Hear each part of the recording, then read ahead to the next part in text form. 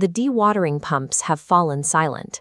For the first time in 5 years of commercial service, the millions of gallons of seawater have been drained away, and the vessel's underwater hull stands exposed to the open air.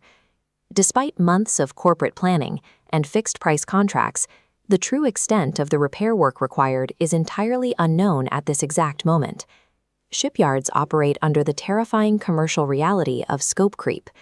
Over the last 5 years, the ocean has waged a relentless electrochemical and biological war against the steel.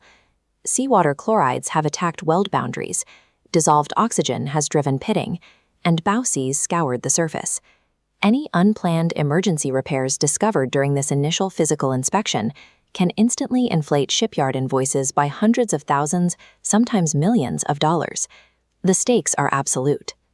Every container stacked on deck, every liter of fuel carried, and every crew member asleep in their bunk depends entirely on the structural integrity of this newly exposed steel.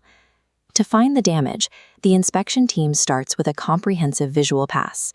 They move methodically along the exterior envelope, tracking from the bow, aft along the flat bottom, and up the side shell. They are hunting for highly specific symptoms. They look for areas of coating breakdown exposing bare metal, localized dimples of pitting corrosion, and microscopic fatigue fractures sitting directly on the weld toes. 3 distinct perspectives walk the dock floor together. The owner's technical superintendent wants to minimize repair scope to control costs. The shipyard steel manager is looking to define workable, chargeable labor, and the attending classification surveyor refuses any compromise on structural safety. An experienced surveyor can accurately estimate the remaining thickness of a steel plate to within 10 to 15% just by reading the visual evidence, interpreting the texture of the surface and the specific color of the rust bloom. The surveyor uses yellow chalk circles to map out suspected damage, but visual intuition is only the diagnostic baseline. International maritime law demands precise mathematical proof. This requirement brings the inspection to ultrasonic thickness measurement, or UTM. It is a highly sophisticated, non-destructive testing technique used to mathematically prove the exact condition of the vessel's steel. A piezoelectric probe fires high-frequency sound waves into the steel. The instrument measures the time of flight as the pulse reflects off the back wall and returns, calculating thickness. Modern devices use echo-to-echo processing to mathematically ignore the protective paint, reading only the true steel interface. This elegant technology allows the inspection team to map the exact structural mortality of the underwater hull without stripping away its still functional armor.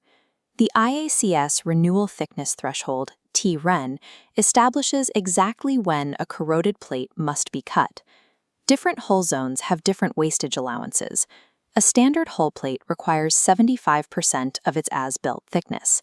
If an original 14.2 mm plate gauges at 9.8 mm, it is condemned. This topographical map demonstrates localized pitting corrosion. A plate can measure an acceptable average thickness, yet harbor tight clusters of deep craters. Because a localized hole approaching through plate depth severely compromises strength, it triggers a failure for the entire panel. The sea does not wear steel evenly. A single, densely concentrated deep pit can condemn a visually acceptable plate with absolute finality. Once the chalk marks define the failure, the aggressive industrial process of steel renewal begins. Shipyard platers use high-temperature oxyacetylene cutting torches to slice along the condemned boundaries until the heavy, fatigued steel falls away. Before new material is offered up, a technician re-gauges the exposed crop lines. This ensures the parent material left behind at the new boundary is physically sound and within rule thickness. If it fails, the crop is enlarged. Next comes the fit-up.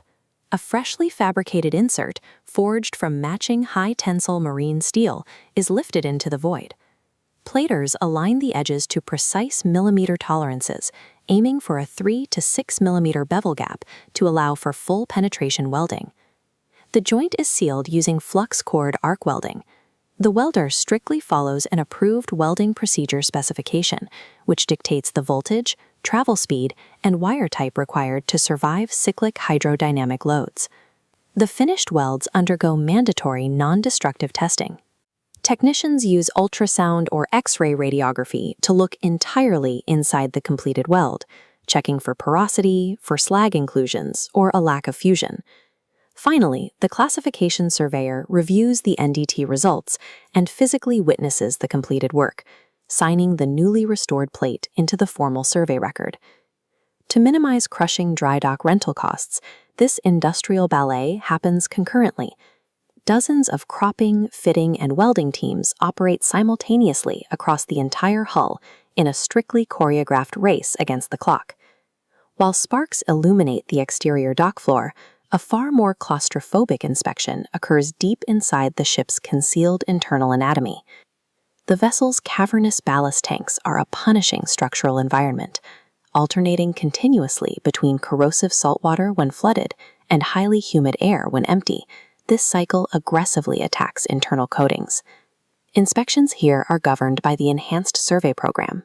It dictates a strict close-up survey where inspectors must physically position themselves within arm's reach of every suspect weld seam, frame toe, and bracket.